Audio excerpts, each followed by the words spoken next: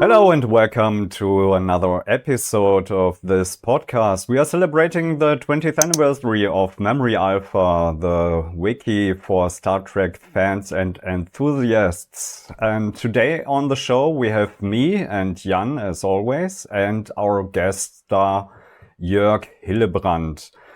So, in November 2003, some guys named Dan and Harry created Memory Alpha, and 6 months later, Jan and me started the German part of Memory Alpha, did the groundwork and the basic work to start the wiki, but it's a collaborative wiki, a collaborative forum for everyone.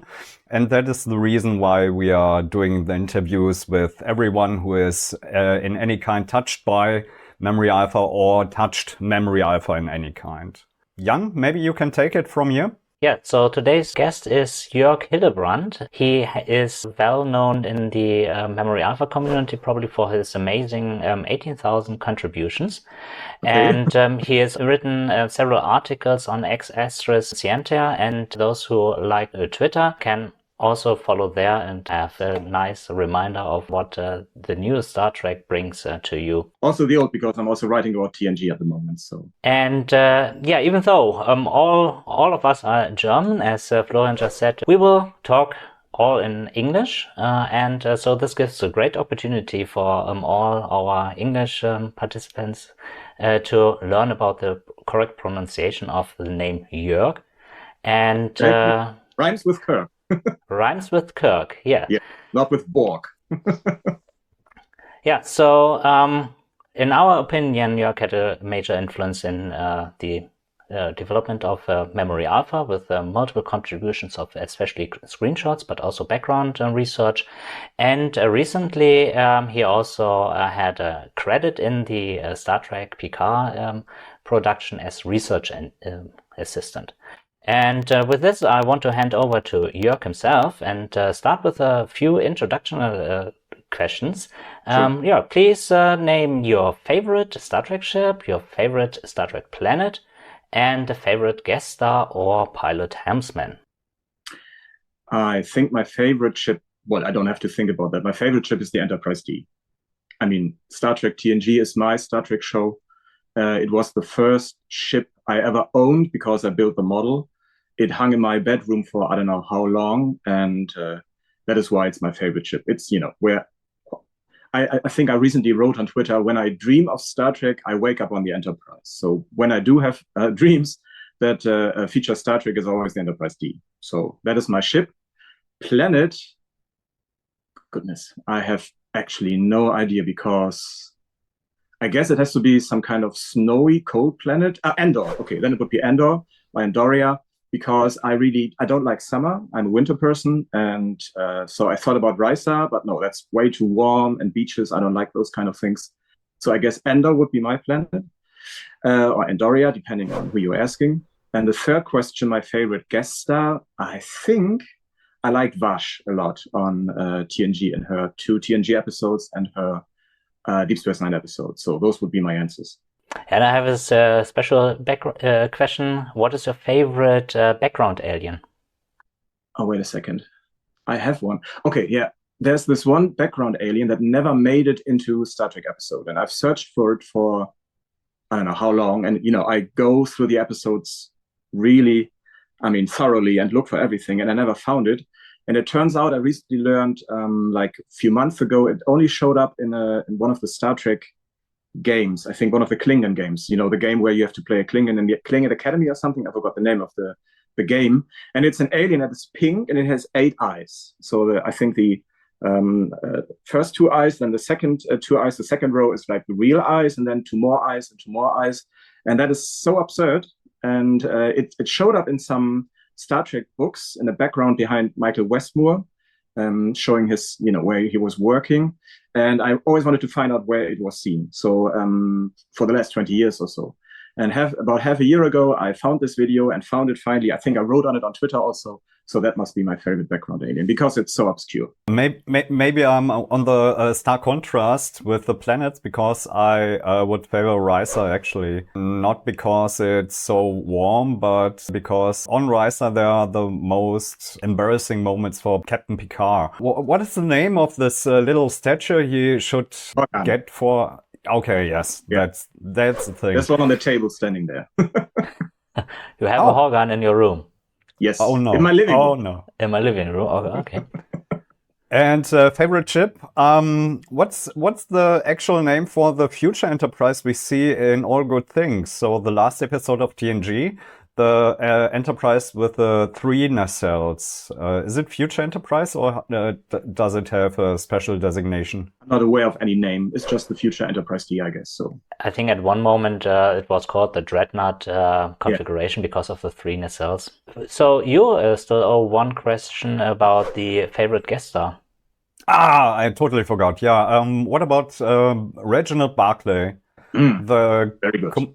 The comedic factor in Next Generation, but he is not only a comic but also a tragical character. I like it very much, and I was excited to see him back in, I think, Voyager, was it? Is it? Yeah. Voyager. He was sent there through a hologram, maybe. I don't remember clearly. Different appearances. Yeah. I remember watching the episode, and of course I watched it in German first, where he's called Broccoli, and I was like, why do they call him Broccoli? What a strange name. Mr. Broccoli didn't make any sense to me. It didn't sound anything like Barclay. But then I watched it, I guess, on Dutch television for the first time in English, and then I realized how close Broccoli and Barclay are. So I finally got the joke a few years later. I think I still need to name my favorite Star Trek ship. This would also be the Enterprise D. It was what started me all. And for the favorite planet, I would say Kronos, because I actually played this game where you had this Klingon Academy. I think it was Klingon Honor Guard. If this is the same game, because it also had live action episodes, I think. Yeah. My favorite pilot is probably Tom Paris. So that's He's about fun. this. The favorite background alien, I think this is the Ariolo, originally from the 4th movie, and then later also shown in Lower Decks in the background. I love that. I absolutely love that. Yeah. Because they're four-legged also on yes, exactly. They are completely different, and Yeah. Okay, so another question here for you, Jörg. Why Star Trek? What do you think is the beauty in the Star Trek universe? Well, it gives me hope. Definitely gives me hope for the future, and shows that people, no matter how different they are, can work together and achieve something together. Well, I always write, there are so many episodes that make me smile and laugh. When I'm sad, I always watch Data Stay, because I know when the camera pans and then Data is turning around and having this crazy smiling face when he's dancing on the holodeck, that always gives me goosebumps right now. It always makes me really happy. And sometimes I just need to watch something that makes me sad or that makes me cry. So then I watch The Inner Light or The Offspring, which I just watched like 2 days ago, I think. The Visitor, those episodes that kind of make you sad, because I think it's kind of catharsis. I learned about this at school ages ago. But I think it really works, because when so many things are happening and you have no time to kind of mentally process what is happening, and then when you watch this episode and you feel really sad and you cry, it all comes out. So I guess that makes me really happy that Star Trek works that way. Also, Star Trek makes me think. There are so many things I learned because of Star Trek. My interest in Shakespeare, in classical music, astronomy, it all came with Star Trek. I'm an English teacher and a biology teacher because of Star Trek, because I know that when I saw this on television, I really got interested in those subjects. Also because when I was in year 9 or 10, I hated having to wait so long for the Star Trek books to finally be translated into German. So I guess I think I was in year 10 when I bought Michael Kudas and Denise Okuda's Star Trek Encyclopedia, the first English book I read in my life, and basically started to read it and translate the words I didn't know with a dictionary. And you can see it in the book. In the first pages, many words written down with pencil, so I could understand what was written in the text. And the further you go in the book, the little I had to write down. And in the end, I understood everything. So that is why Star Trek means a lot to me, and also because I like to research Star Trek so much, and really gives me pleasure to write articles about obscure background aliens, or how planets changed over the time, or how sets were reused. It's just so entertaining for me, because I like to do stuff like that, categorize things, and I'm a very visual person, and Star Trek offers many visual things that I really enjoy. So, it has many reasons why it personally touched me and continues to do so.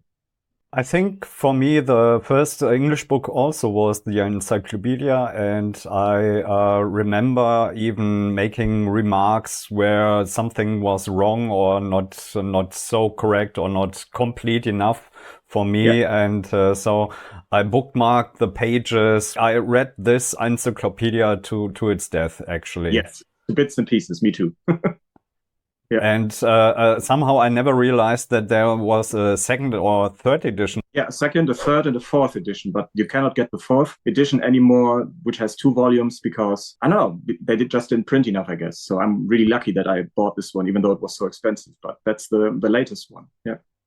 I just love that book, and I use it all the time, even still now. In the latest episode, okay, then I will not name a name, but, in the Daystrom station where they find something behind a door, and the camera lingers on this interface they have on the door, and the text that you can read there was taken from the Star Trek Encyclopedia. So I checked that out to confirm what was changed and what was the same. So that is why I needed that book, and it's different in the 4th edition, I think, or slightly different. That is why I still use the encyclopedia all the time. Yeah, I think you also mentioned that one of the screenshots of a ship was taken there and flipped vertically, just like in one of the editions. Oh yeah, I remember. Yeah, one of the Jem'Hadar Battlecruiser or battleship or something. Yeah, they took that from the 2nd and 3rd version. This has been fixed in the 4th version, but in the 2nd and 3rd, it's flipped. Right? Yeah. So for that, I also needed the encyclopedia. And Memory Alpha, I have to say that Memory Alpha listed in that episode trivia section that it had been taken from Ex Astra Scientia, and I thought like, no, it's from somewhere else. So I fixed that on Memory Alpha, actually, because it also said that it was wrong and it was taken from Bernd Schneider's site, and it was like, no, this is from Michael Kudas' encyclopedia. So be careful what you're saying and writing. Yeah, you already mentioned Ex Astra Scientia and Bernd Schneider. When did you and Bernd first get in contact? I think this was in 2004. When I think, I've been reading Ex Astra Scientia for ages, and he wrote something about the Kazon ships. And I knew that there were 2 sizes of Kazon ships, the smaller fighter and the larger raider. So I assembled some screenshots. Okay, this must have been when Voyager had already been released on DVD. I took some screenshots and sent him, proof, basically. And he included that into into the article. I think either there already was an article or he started an article after that about the Kazon ship sizes. I don't know. And then I told him I had more ideas and, more screenshots. And then I started writing more and more articles and, sending him screenshots of new starships I had found somewhere in the background. And I've never met him in person. I've never, heard his voice. We've never been on the phone. We kind of had planned to meet at the FedCon, I think it was, or maybe Destination Dortmund or something, in 2020. But then COVID happened. So, I never met him because nothing really happened that year. And Bernd was the one who told me, you should actually also start working on Memory Alpha. And I don't think at that time I really knew what Memory Alpha was, because, I don't know, I had not really heard of it. And then this was 2005, I think. Yeah. Back then I didn't really use it that much because for my research, I was relying on my screenshot database. And while he told me about it, and I saw what it was, and I saw that there were so many articles without photos or screenshots. And that is when I, started uploading all those images and then started writing articles or adding to articles. And that is how Memory Alpha started for me. It's all Bernd's fault. Yeah, I need to confess, I had a look at your contributions and saw that in September 2005, you added the first images there. Yeah. And actually, you started adding images until 5 in the morning. You started at 6 on the one day, 6 in the evening, and then contributed uploading images. No, it's totally possible because I think that I was still a student back then. It was in my fall break, and I had to learn for some tests, I think. So it's very possible that I was up that late because I couldn't sleep. So I wanted to do something, and that is how I started that. And if you take a look, I checked this also yesterday. Because I remember somebody on Memory Alpha telling me, oh, so you're doing it alphabetically, because you can see that I begin with alpha something, some planet images, and then it goes like up the alphabet. And then later I realized, okay, maybe I can just focus on this topic now and that topic now. And but I started with A. I had a look. You actually started with numbers. So you uploaded a picture of 602 Club from Enterprise. Oh, yeah, right. Yeah, that makes yeah. Oh, goodness. Yeah. Yeah. And how do you see Memory Alpha and X Asterisk play together? So do you think them as complementary, competition, or? No, absolutely no competition. I remember that sometimes when people started writing kind of small articles for Memory Alpha, where the admin said, this is original research, you can't do that here. It has to, we can't use that here, or maybe it includes opinions. And that is something that you can find at Ex Astro Scientia, I guess. And there are some articles that started at Memory Alpha and that were kind of ported to Ex Astris. Or I think there was an extensive article on NASA and Star Trek that couldn't be as extensive as it was meant to be. So, Bernd also said, oh, we can put it up here and take it here. So that is how it ended up at Ex Astris Scientia also. So absolutely no competition at all. And I use both sides all the time to look for information when I want to research something, but also my own screenshots, to get the whole picture of what different people might have found in the episodes. So they complement each other nicely, I think. Can you tell me more about Ex Astris? Because it's a very complex website. They have very different sections. Is there a favorite section you are working on? Or can you tell me a little bit about the details, maybe? What I do is I write my articles, send everything to Bernd. Sometimes I write stuff in German, sometimes in English. And then he uploads everything and turns it into a nice article that you can use on the internet, correct some of my English mistakes, and fixes everything up. My favorite section, I would say, is the Starship database, because that is what I'm interested in starships, obviously, and that was the first thing I found on his site, and where I think contributed a lot to, because I remember finding starships and episodes that had not been written about any place else and telling them about it, and then he included the ships. I also use all the time the section with the observations articles I wrote on the first 6 seasons of TNG when they were remastered. So I really like that section. I know that there's so much at Memory Alpha, at Ex Astro Scientia. There's something for everybody.